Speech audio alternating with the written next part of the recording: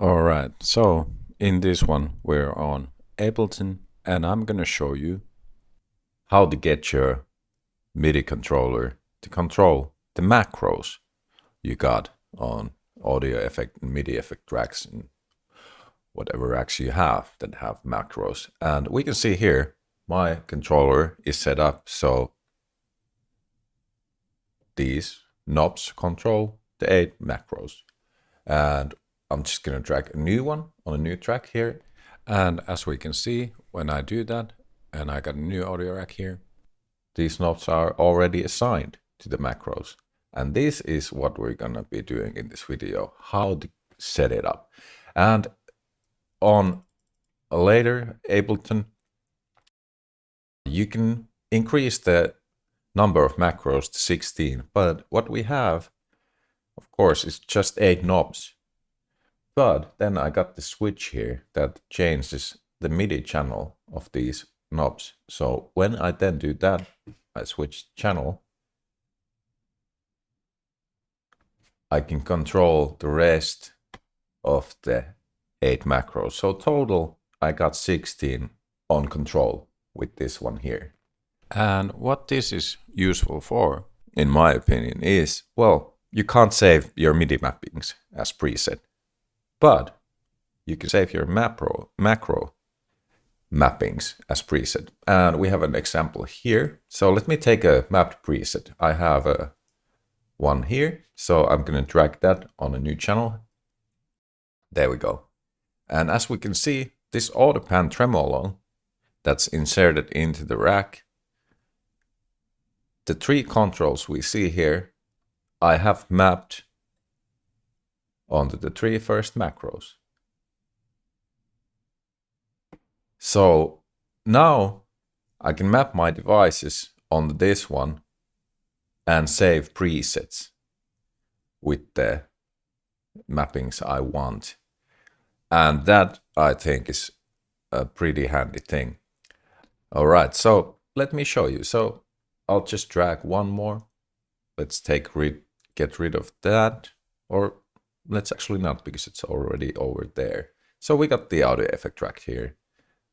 I'm controlling macros 1, 2, 3, 4, 8 with this channel, and then let's put 8 more there just for fun.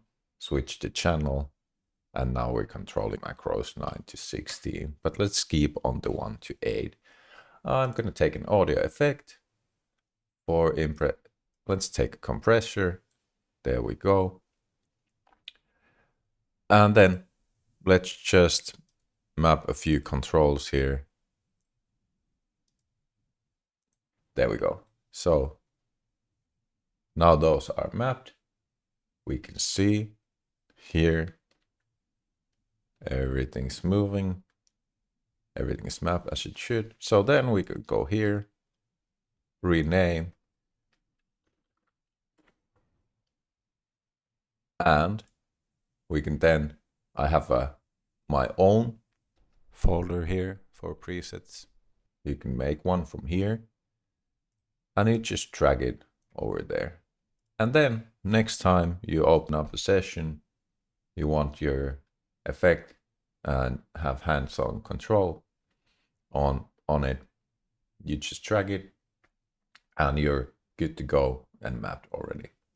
But yeah, let's see where the text file is and how you need to alter it and how I did do mine. So here we go. So this is the pad. Pretty much you want to take, of course, you know, you're going to have your name on there. App data, roaming, Ableton, Live 12.3. You choose your version, then preferences and user remote script. Should land you here. I have these 2 files, and that's what you need to create for your own controller. You need to create a file here, and then what you're going to do is you should have these already here. And you're going to use the user configuration. Let's open up that one. So this sort of a file. And you're going to use this as a basis for mapping your own controller. And what you want to do so you can access the macros with your controller is these encoders 1 to 16. And I already have open here the one I did. And we can see something funny here. And the something funny is that my controller is actually sending MIDI data on channels 14 and 15.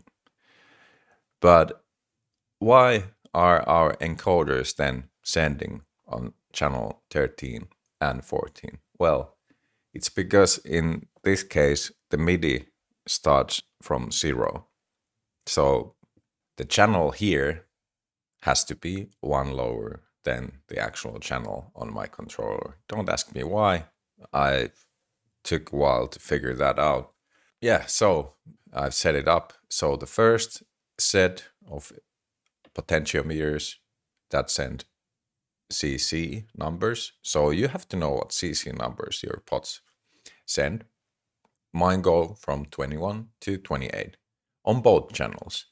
And then I got the channel 14 and channel 15, which in here, starting from 0. So channel 14 would be 13 on this text file, and channel 15 would be 14 on this text file. So that's what I've done here. Then when we look at it and compare, this is the blank template you have. And this is the section I had to change on it to make my controller work and control the 16 macros. Then when I've done that, I take this file, I save it, and I create a folder, name it the way I want. In this case, I named this controller Dewil. And then I just paste that file with the changes to the encoders I wanted in here. And after that, we are going to be able to find it on Ableton. And let's take a look now how that is done. We have saved our text file, and now we want to be able to use our controller. So we go into the options, settings, we got link, tempo, and MIDI. So we got control surfaces here. We can have 6 on Ableton, so we do have a limit. And then we just click here and find the user controller from our list. And there we go. I got my Dewil over there. And then for the input, I choose the appropriate input and output. So I'm using my Arduino Leonardo on this controller. So those are gonna be my input and output.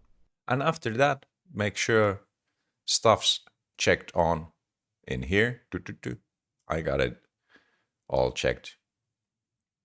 And after that, yeah, you're good to go.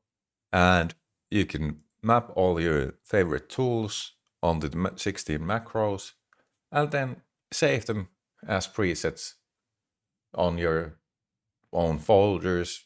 That way you can keep organized, and it's gonna be much faster to start building up stuff, and you don't have to do your MIDI mappings like from scratch all the time.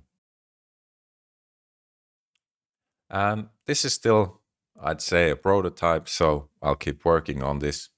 I did update it with 2 more knobs. So originally it had 6. I expanded it to have 8. You can actually have 12 on your Arduino Leonardo or Micro. So I plan on doing something like that also. And like I've said, I do plan to make these available as a DIY kit for anyone who's interested in building something like this themselves. And you can really get it done really cheap. all the components and the Arduinos don't cost that much. So that's a future plan. If you're interested, let me know in the comments. And I hope you found this tip useful. And if there's any questions or suggestions, do let me know in the comments. All right, I'm off. Have fun. Goodbye.